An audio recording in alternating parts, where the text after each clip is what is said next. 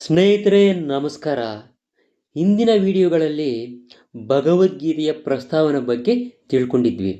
ಈ ವಿಡಿಯೋದಲ್ಲಿ ಕೂಡ ಭಗವದ್ಗೀತೆಯ ಪ್ರಸ್ತಾವನೆ ಬಗ್ಗೆ ಇನ್ನಷ್ಟು ವಿವರವಾಗಿ ತಿಳ್ಕೊಳ್ಳೋಣ.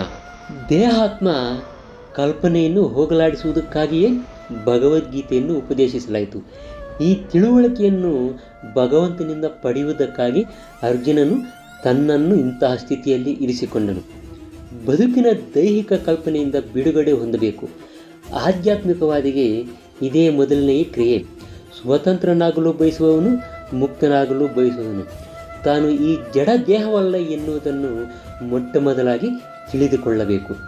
ಮುಕ್ತಿ ಎಂದರೆ ಭೌತಿಕ ಪ್ರಜ್ಞೆಯಿಂದ ಬಿಡುಗಡೆ ಅಂತ ಅರ್ಥ. ಶ್ರೀಮದ್ ಭಾಗವತದಲ್ಲಿ ಕೂಡ ಮುಕ್ತಿಯ ಬಗ್ಗೆ ವಿವರಣೆ ಕೊಟ್ಟಿದ್ದಾರೆ.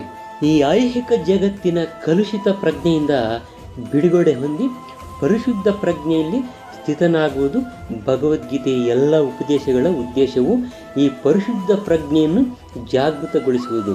ಆದ್ದರಿಂದಲೇ ಗೀತೋಪದೇಶದ ಕೊನೆಯ ಘಟ್ಟದಲ್ಲಿ ಶ್ರೀಕೃಷ್ಣನು ಅರ್ಜುನನನ್ನು ಈಗ ಅವನು ಶುದ್ಧ ಪ್ರಜ್ಞೆಯಲ್ಲಿದ್ದಾನೆಯೇ ಎಂದು ಕೇಳುವುದನ್ನು ನೋಡುತ್ತೇವೆ. ಪರಿಶುದ್ಧಗೊಂಡ ಪ್ರಜ್ಞೆ ಎಂದರೆ ಭಗವಂತನ ಉಪದೇಶಕ್ಕೆ ಅನುಗುಣವಾಗಿ ನಡೆಯುವುದು ಅಂತ ಅರ್ಥ. ಪರಿಶುದ್ಧ ಪ್ರಜ್ಞೆಯ ಸಾರ ಸರ್ವಸ್ವವೂ ಇದೆ. ಭಗವಂತನ ಅಂಶಗಳಾದುದರಿಂದ ನಮಗೆ ಪ್ರಜ್ಞೆಯು ಇದ್ದೇ ಇದೆ. ಆದರೆ ನಾವು ಕೀಳಾಗಿರುವಂತಹ ಗುಣಗಳಿಂದ ಪ್ರಭಾವಿತರಾಗುವ ಸಾಧ್ಯತೆ ಇದೆ. ಆದರೆ ಭಗವಂತನು ಪರಾತ್ಪರನು ಆದುದರಿಂದ ಈ ಬಗೆಯ ಪ್ರಭಾವಕ್ಕೆ ಎಂದೂ ಒಳಗಾಗುವುದಿಲ್ಲ. ಭಗವಂತನಿಗೂ ಅಲ್ಪಜೀವಿಗಳಿಗೂ ಇದೇ ವ್ಯತ್ಯಾಸ. ಈ ಪ್ರಜ್ಞೆ ಅನ್ನೋದು ಏನು? ನಾನಿದ್ದೇನೆ ಎನ್ನುವುದೇ ಈ ಪ್ರಜ್ಞೆ. ಹಾಗಾದರೆ ನಾನು ಯಾರು? ಕಲುಷಿತ ಪ್ರಜ್ಞೆಯಲ್ಲಿ ನಾನು ಇದ್ದೇನೆ ಎನ್ನುವುದರ ಅರ್ಥ ನನ್ನ ಕಣ್ಣುಗಳು ಏನನ್ನೆಲ್ಲ ನೋಡ್ತಾ ಇದೆಯೋ ಅದಕ್ಕೆಲ್ಲ ನಾನೇ ಪ್ರಭು, ಭೋಗಿಸುವವನು ನಾನೇ ಎಂದು ಅರ್ಥ. ಪ್ರತಿಯೊಂದು ಜೀವಿಯೂ ಕೂಡ ತಾನೇ ಐಹಿಕ ಜಗತ್ತಿನ ಒಡೆಯ ಮತ್ತು ಸೃಷ್ಟಿಕರ್ತ ಎಂದು ಭಾವಿಸುತ್ತಾನೆ. ಆದ್ದರಿಂದಲೇ ಜಗತ್ತು ಸಾಗುತ್ತಿದೆ. ಭೌತಿಕ ಪ್ರಜ್ಞೆಗೆ ಎರಡು ಮಾನಸಿಕ ಭಾಗಗಳುಂಟು. ಒಂದು ನಾನು ಸೃಷ್ಟಿಕರ್ತ ಎನ್ನುವುದು, ಇನ್ನೊಂದು ನಾನು ಭೋಗಿಸುವವನು ಎನ್ನುವುದು ಅರ್ಥ. ಆದರೆ ವಾಸ್ತವವಾಗಿ ಸೃಷ್ಟಿಕರ್ತನೂ ಭಗವಂತನೇ ಮತ್ತು ಭೋಗಿಸುವವನೂ ಭಗವಂತನೇ. ಭಗವಂತನ ಅಂಶವಾದ ಜೀವಿಯು ಸೃಷ್ಟಿಕರ್ತನೂ ಅಲ್ಲ, ಭೋಗಿಸುವವನೂ ಅಲ್ಲ. ಅವನು ಸಹಕರಿಸುವವನು ಮಾತ್ರ. ಅವನು ಸೃಷ್ಟಿಯಾಗಿದ್ದಾನೆ ಮತ್ತು ಭೋಗಿಸಲ್ಪಡುತ್ತಿದ್ದಾನೆ ಅಷ್ಟೇ. ಉದಾಹರಣೆಗೆ, ಒಂದು ಯಂತ್ರದ ಭಾಗವು ಇಡೀ ಯಂತ್ರದೊಂದಿಗೆ ಸಹಕರಿಸ್ತಾ ಇರುತ್ತೆ. ದೇಹದ ಒಂದು ಭಾಗವು ಕೂಡ ಇಡೀ ದೇಹದೊಂದಿಗೆ ಸಹಕರಿಸುತ್ತದೆ. ಕೈಗಳು, ಕಾಲುಗಳು, ಕಣ್ಣುಗಳು ಮೊದಲಾದ ಎಲ್ಲ ಅಂಗಗಳು ಕೂಡ ದೇಹದ ಭಾಗಗಳಾಗಿ ಇರ್ತವೆ. ಆದರೆ ಅವು ವಾಸ್ತವಿಕವಾಗಿ ಭೋಗಿಸುವಂತಲ್ಲ. ಭೋಗಿಸುವುದು ಹೊಟ್ಟೆ ಮಾತ್ರ. ಕಾಲುಗಳು ಚಲಿಸುತ್ತವೆ, ಕೈಗಳು ಆಹಾರವನ್ನು ತೆಗೆದುಕೊಳ್ಳುತ್ತವೆ, ಹಲ್ಲುಗಳು ಅಗಿಯುತ್ತವೆ. ದೇಹದ ಎಲ್ಲ ಭಾಗಗಳು ಹೊಟ್ಟೆಯನ್ನು ತೃಪ್ತಿಪಡಿಸುವುದರಲ್ಲಿ ನಿರತವಾಗಿ ಕೆಲಸ ಮಾಡ್ತಾ ಇರ್ತವೆ. ಇದಕ್ಕೆ ಕಾರಣ ದೇಹದ ವ್ಯವಸ್ಥೆಗೆ ಪುಷ್ಟಿ ನೀಡುವ ಮುಖ್ಯ ಭಾಗ ಹೊಟ್ಟೆಯೇ ಆಗಿದ್ದರಿಂದ ಎಲ್ಲವೂ ಹೊಟ್ಟೆಗೆ ಕೊಡಲಾಗುತ್ತದೆ. ಮರವನ್ನು ಪೋಷಿಸಲು ಬೇರುಗಳಿಗೆ ನೀರು ಬೇಕಾಗುತ್ತೆ. ದೇಹವನ್ನು ಪೋಷಿಸಲು ಹೊಟ್ಟೆಗೆ ಆಹಾರವನ್ನು ಕೊಡಬೇಕಾಗುತ್ತದೆ. ಏಕೆಂದರೆ ದೇಹವು ಆರೋಗ್ಯವಾಗಿ ಇರಬೇಕೆಂದರೆ ದೇಹದ ಭಾಗಗಳು ಹೊಟ್ಟೆಗೆ ಆಹಾರ ನೀಡುವುದಕ್ಕೆ ಸಹಕರಿಸಬೇಕು.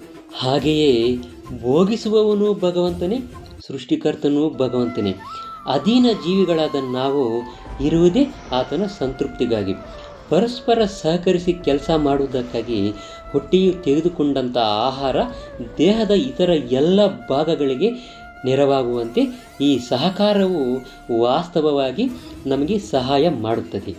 ಕೈ ಬೆರಳುಗಳು ಆಹಾರವನ್ನು ಹೊಟ್ಟೆಗೆ ಕೊಡದೆ ತಾವೇ ತೆಗೆದುಕೊಳ್ಳಬೇಕೆಂದು ಯೋಚಿಸಿದರೆ ಅವಕ್ಕೆ ಹತಾಶೆಯೇ ಆಗುತ್ತದೆ ಹೊರತು ಸೃಷ್ಟಿ ಮತ್ತು ಭೋಗಿಸುವುದು ಎರಡಕ್ಕೂ ಭಗವಂತನೇ ಕೇಂದ್ರ.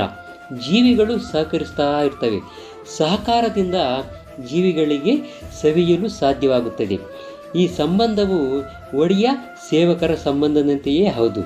ಒಡೆಯನಿಗೆ ತೃಪ್ತಿಯಾದರೆ ಸೇವಕನಿಗೂ ತೃಪ್ತಿಯಾದಂತೆ.